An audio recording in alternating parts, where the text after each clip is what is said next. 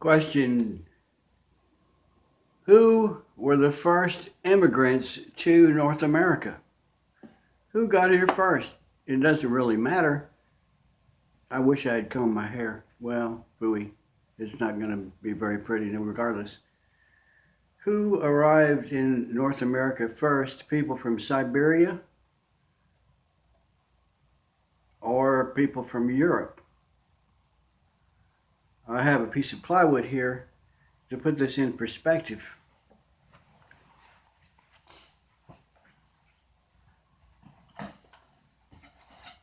I've got this plywood divided into 20 equal sections, each of these sections denoting 1,000 years.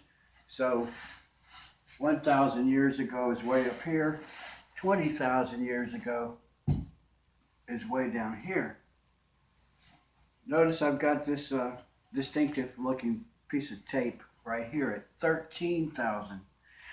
And incidentally, I divided events into two columns, North America and over here, Europe. Now, to put this in perspective, Europeans were using stone tools up until this period up here, the Bronze Age. And just above that, it was when the pyramids were built in Egypt. This is about the time that proto-writing was developed by Europeans. To put this in perspective, this is European history after the Bronze Age. Below here, even the Europeans, everybody was using stone tools. That's why we call it the Stone Age. And incidentally, previous to this point here, the North Pole had a huge amount of ice locked up, which caused sea levels to be 300 feet below what they are today. The Ice Age coincided with the Stone Age until this point, when the Ice Age ended, but the Stone Age continued all the way up here to the Bronze Age. Just to put this in perspective, so we're arguing in this video about events that happened down here in North America.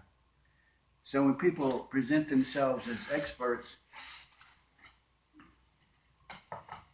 the only expertise required is the evaluation of projectile points and the dating of these projectile points, and in some cases, pieces of mastodon bones. A mastodon is like a woolly mammoth, which is like an elephant. And these mastodons were wiped out at this point 13,000 years ago, along with saber-toothed tigers. Now, maybe the tigers died because people hunted mastodons to the point of extinction. Maybe, but I don't believe so. I believe that an asteroid hit North America in the vicinity of the present day Great Lakes, and everybody went away. The saber-toothed tigers, the short-faced bear, the great sloth, the mastodons, and the people went away because of the violent impact of a meteor and a shower of ejecta consisting of boulders of all sizes that sprayed out like shrapnel across the landscape and knocked down every tree and killed every animal. And even if you happened to be sheltered in a cave or something where you had protection from this blast, you were covered up with rubble of broken ice. And then if you were able to dig out of the broken ice through the rubble, you found that the sky remained darkened for a long period of time and nothing grew. Therefore, no plants, no animals, no food, and then you consequently died. Unless maybe you were way down the tip of Florida or in Mexico, far enough away from this blast to survive it. And some animals were there, and they probably repopulated North America gradually over the course of thousands of years. But the megafauna never returned. And the only evidence that I want to present, I don't want to argue about a bunch of little quibbly details, but there is the platinum anomaly, the footprint or the fingerprint of this event that I propose is platinum found in ice cores and in the layers of soil laid down that are excavated by a geologist when he's looking for projectile points. And when you go down to the 13,000 year level in the soil, you find the type of technology that these Stone Age hunters used to kill mastodons. Now, you wouldn't need a huge spear on a long shaft to kill a rabbit,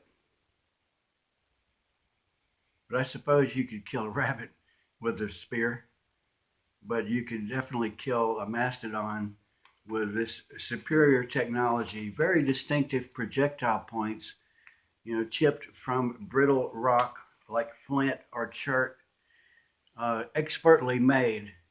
It's actually out of stone. They made what looks like a double-bladed knife that is attachable to a shaft, expertly made. And you don't find these in Siberia. You don't find them along the path of these people that cross the land bridge from Asia. You don't find them in Alaska. You don't find these solutrean projectile points along the path of these Siberians, but you do find them in archaeological sites in present day Europe, in the area of France and Spain, or what's called France and Spain today. Now remember, we're talking about the Stone Age. Apparently, the superior technology was brought here by Europeans.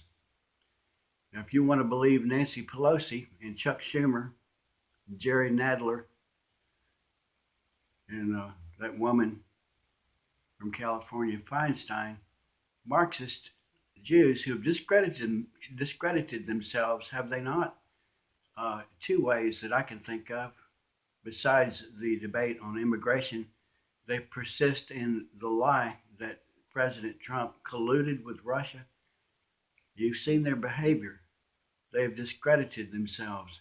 And they're also the crowd that promotes man-made global warming and who have funded academics, teachers in universities, professors, to say whatever the leftists want them to say. And so if you bring up the solutrean hypothesis, they will immediately knock you down with laughter and mockery and claim that this is the scientific consensus that the Siberians came across the land bridge. That's just a hypothesis. And everybody's guesswork kind of stands on flimsy ground back at this time. 13,000 years ago, you don't need to produce nano diamonds, ferrules of little melted bits of pieces that indicate a meteor impact. Platinum anomaly will do. And as far as who got here first, it's pretty obvious. It's open to dispute, but it's pretty obvious that the projectile point came from Europe because it happened to be developed there first, and they brought it with them, and then it was kind of interbred into the Siberians later. So remember, the Marxists cannot be trusted. The Marxists need the votes of these Latinos who obviously have some Native American blood, but I propose that Europeans could have contributed to the population of so-called Native Americans. So keep all that in mind before you let this country go down the tubes by overspending and ruining the economy with welfare for people that are not even citizens, all given in exchange for their vote, buying votes, pay to play. That's corruption. This is a criminal enterprise, which we should put a stop to.